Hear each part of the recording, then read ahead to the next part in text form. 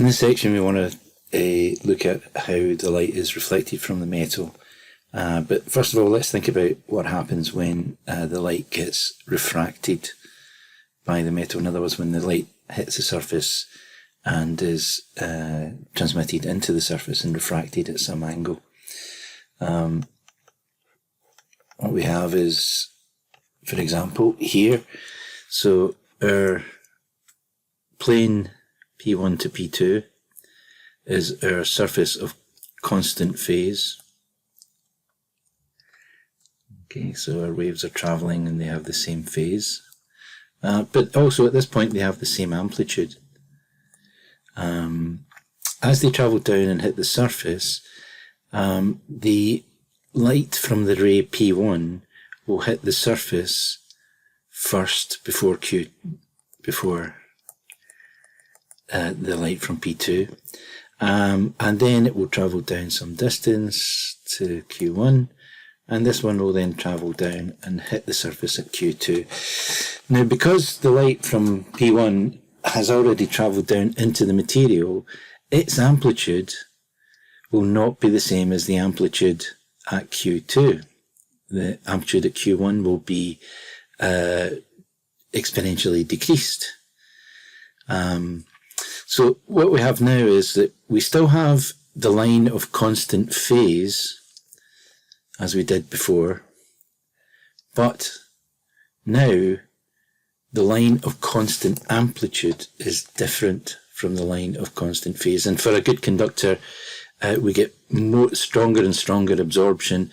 And so for an ideal conductor, what you would have is the line of constant phase is actually perpendicular to the surface. In other words, the line of constant amplitude is, the lines of constant amplitude are parallel to the surface. Now, when we have that difference between the constant amplitude and the constant phase, then we describe the wave as being inhomogeneous. Okay. So, for good conductors, what we're going to see is that the light gets refracted effectively at 90 degrees, irrespective of the angle of incidence.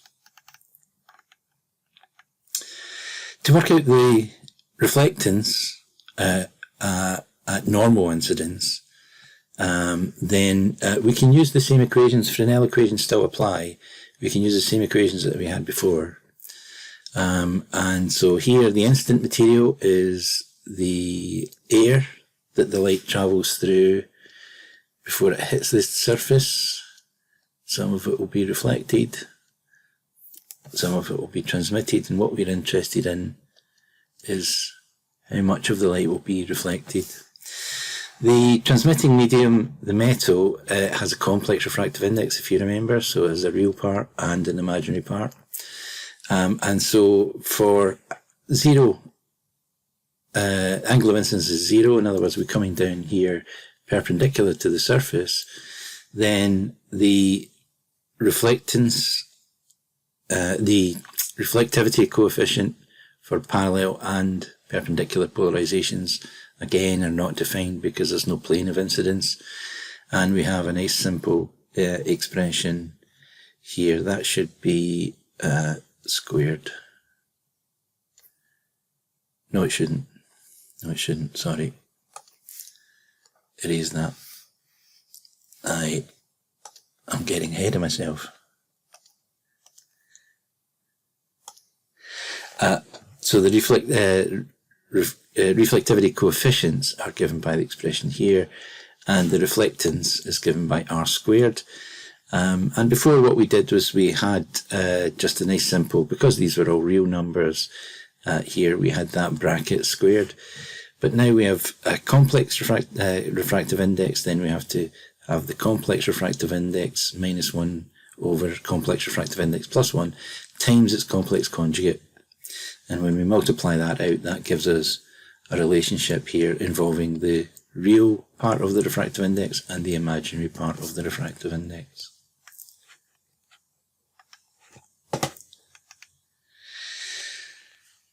Now, if the conductivity is 0, then the imaginary part of the refractive index is also 0. Okay, so we can just ignore that, and what we see is that we have the same equation that we had when we were dealing with a dielectric. So that kind of makes sense. If we have zero conductivity, then we don't have a metal, we have an insulator, and we get the same equation as we had before when we had an insulator, when we were looking at the optical properties of insulators. Okay, so let's think about the other extreme. The other extreme is if the conductivity is extremely high, if the refractive index is dominated by the imaginary part of the refractive index. So if the imaginary part of the refractive index is much bigger than the real part, then the NT squared will be bigger, Ni squared, sorry, will be bigger than the Nr squared, so we can ignore them, and we have Ni squared over Ni squared, which will then mean that the reflectivity, or the reflectance, tends to 1. So the better the conductivity, the better the conductor, then the more of the light will be reflected. And if 100% of the light is reflected, none of it is going to be transmitted. Okay, so the optical properties of metals are determined principally by a process of reflection.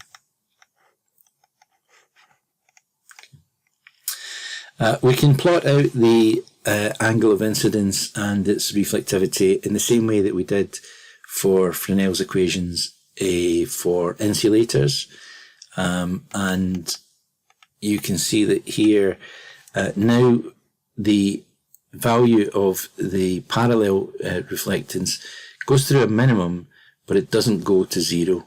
Okay, remember we had Brewster's angle for the insulators, and the reflectance went through a 0 point, a 0 value. Now it goes through a minimum which is non-zero. Okay, and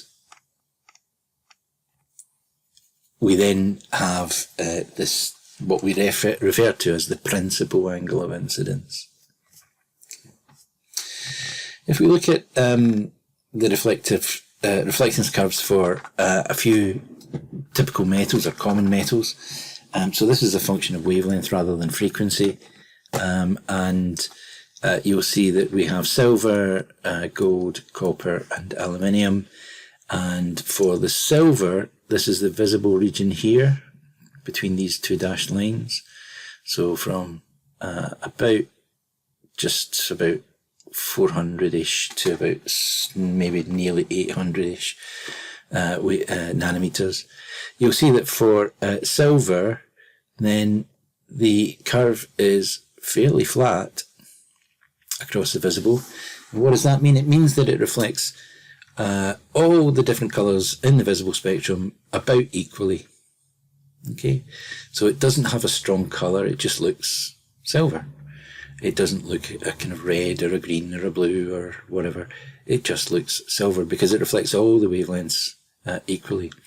If we compare that to, for example, gold, then gold, you can see that it doesn't reflect very much the blue and the green. But then when we get to the red, so the green finishes about here, and then we get into the red end from about here onwards. When we get into the red, then it starts to reflect much more strongly. Okay, and so that means that we don't have much blue light or green light being reflected. We have lots of yellow and orange and red light being reflected, and that gives gold its gold colour. And you can do the same thing for copper, and again aluminium. It's fairly constant over the entire visible spectrum, so it has no strong coloration at all. Okay. Now, a typical example of a question in the exam might be compare and contrast the optical properties of insulators and metals, and sort of explain important differences. So, for insulators, generally, in the visible region, the refractive index is a real quantity.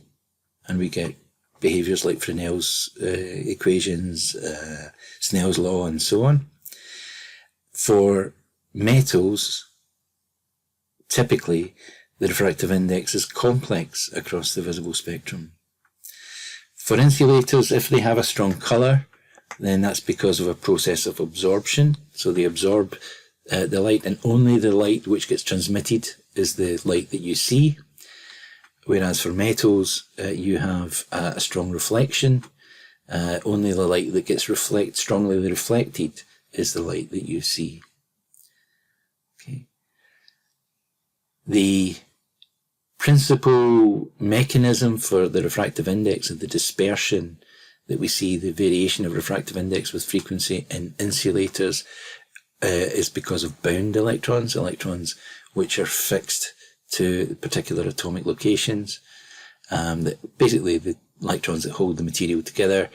Whereas for metals, then it's almost entirely due to the free electrons, the electrons which can travel anywhere they're not bound to a particular locality. We could also think about the refraction. The refraction we see from Snell's law for insulators, whereas for good conductors, then the refracted ray tends to be about 90 degrees. In other words, it goes perpendicularly down into the surface, and that's the wave. It's an inhomogeneous wave where the line of constant phase and the line of constant amplitude are no longer the same. So that's the sort of thing that you might be asked about in the exam. If you look at past papers, you'll see that kind of question comes up where it's asking you to discuss and compare and contrast, and those are the sorts of points that you need to talk about.